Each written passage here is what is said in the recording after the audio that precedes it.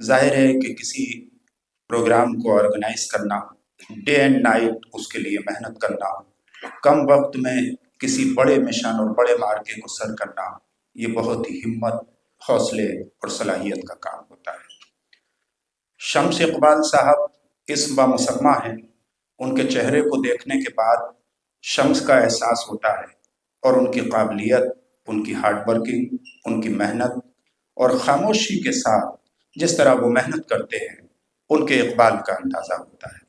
میں بڑے ادب اور احترام کے ساتھ استقبالیہ کلمات کے لیے سب سے پہلے محترم ڈاکٹر شمس اقبال صاحب، ڈائریکٹر NCPL سے گزارش کر رہا ہوں کہ آپ تشریف لائیں اور اپنے استقبالیہ خطاب سے ہمارے دیش اور ودیش سے آئے ہوئے تمام معزز مہمانوں کا استقبال فرمائیں۔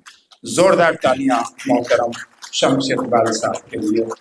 اور ان کا استقبال میں ان دو مصروں سے ضرور کرنا چاہتا ہوں کہ میں نے آواز تمہیں دی ہے بڑے ناز کے ساتھ، تم بھی آواز ملا دو میری آواز کے ساتھ۔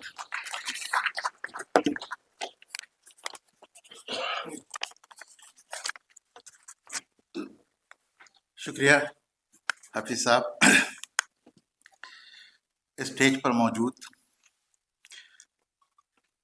بھارت کے مشہور دانشور اور مفکر جناب رام بہادر رائے جی، ہم سب کے محسن، ہم سب سے پیار کرنے والے مسلم راشٹریہ منچ کے مارگدرشک جناب ادریش کمار جی،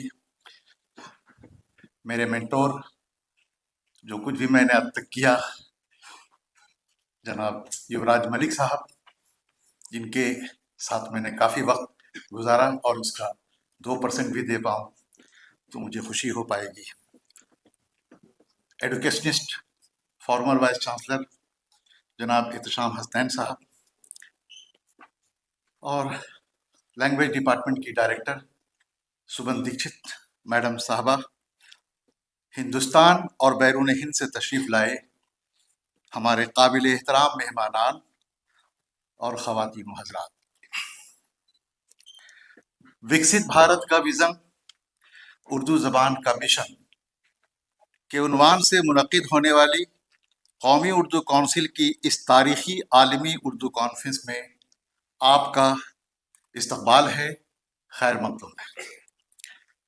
محترم حضرات، مجھے بے انتہا خوشی ہو رہی ہے کہ یہاں ادیبوں اور فنکاروں کی خوبصورت گلیکسی روشنیاں بکھیر رہی ہیں۔ ہندوستان کے مختلف اسٹیٹس، شہروں سے یہاں امپورٹنٹ پرسنالٹی موجود ہیں، تو وہیں بیرون ممالک کی کلچرل نمائندگی کرنے والی ہستیاں بھی ہیں۔ یقینی طور پر ان حضرات کی آمد سے اس بزم کی رونق بڑھ گئی ہے، اور ایسا محسوس ہو رہا ہے جیسے پوری دنیا کی تہذیبی کھڑکیاں کھل سی گئی ہیں۔ دوستو، ہم سب جب ملٹی کلچرل ریلیشن کی بنیاد پر یہاں جمع ہوئے ہیں، وہیں رشتے ہمیں ہر سطح پر استحکام اور تقویت بخشتے ہیں۔ یہاں جن ممالک کے نمائندے موجود ہیں، ان سے ہمارے بہت پرانے تہذیبی تعلقات رہے ہیں، اور ہندوستان نے ہمیشہ ان کے ساتھ اپنے رشتوں کا احترام کیا ہے۔ یہی ہندوستان کی کلچرل بیوٹی ہے۔ آج وکست بھارت کا وژن اور اردو زبان کا مشن جیسے اہم موضوع پر گفتگو کے لیے ہم سب جمع ہوئے ہیں۔ یہ موضوع آج کے وقت کی ضرورت ہے، اور اس سے ہمارا قومی خواب جڑا ہوا ہے۔ کانفرنس میں شریک ہندوستان اور بیرون ہند کے انٹلیکچوئلز کی گفتگو سے پاسبلٹیز کے نئے دروازے کھلیں گے، نئی سمتیں روشن ہوں گی، اور وکست بھارت کے نرمان میں رہنمائی اور مدد بھی ملے گی۔ لیڈیز اینڈ جینٹلمین، وکست بھارت کا تصور ایک ایسے ملک کا تصور ہے جو اقتصادی طور پر اسٹرانگ، سماجی اعتبار سے انکلوسیو، ترقی یافتہ اور کلچرلی ڈائنمک ہو۔ ایک ترقی یافتہ ہندوستان کی بنیاد نیشنل ہارمنی کو فروغ دینے، ڈیموکریٹک ایتھوس کو بڑھانے، جینڈر ایکولیٹی کو یقینی بنانے اور انٹرنیشنل کمپٹیشن میں اضافے کے ساتھ ساتھ اس کلچرل لیگیسی کے تحفظ میں چھپا ہوا ہے جو قوم و ملک کی تصویر پیش کرتا ہے۔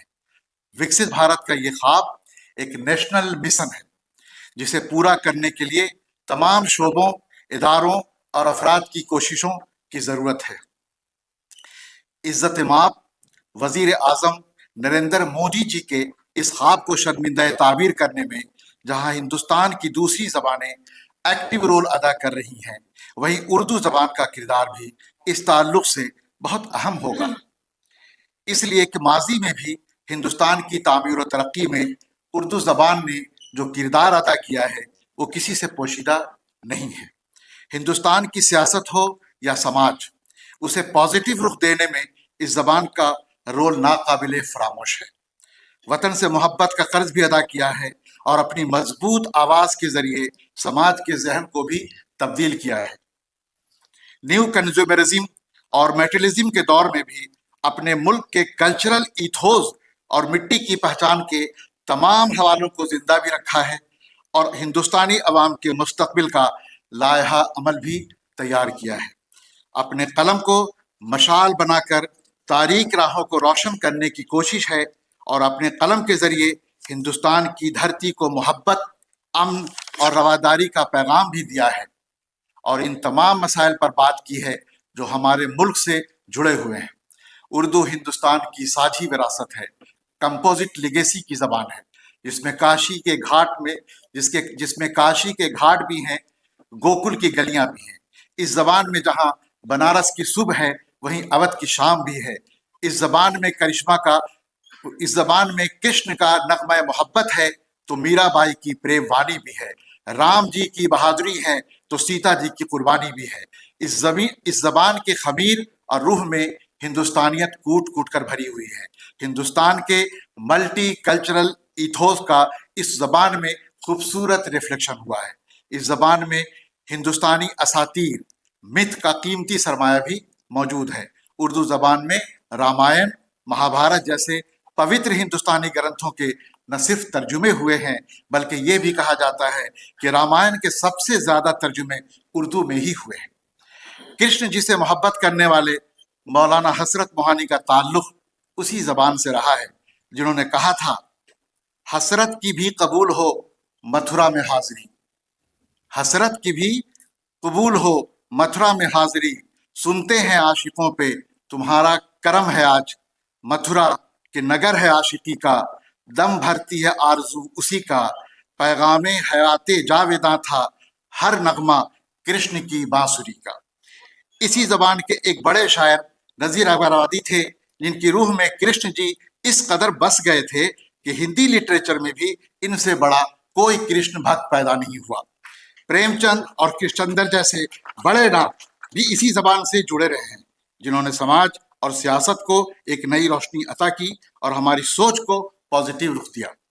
اردو زبان نے ہندوستان کی تحریک آزادی میں بھی اہم کردار ادا کیا، مجھے امید ہے ادا کیا تھا۔ آج وکست بھارت کے ویژن کو فلفل کرنے میں بھی یقینی طور پر یہ زبان اپنے ماضی کے کردار کو دہرائے گی اور مجھے یقین ہے کہ ایک ترقی یافتہ ہندوستان کی تعمیر میں اردو زبان امپورٹنٹ رول ادا کرے گی۔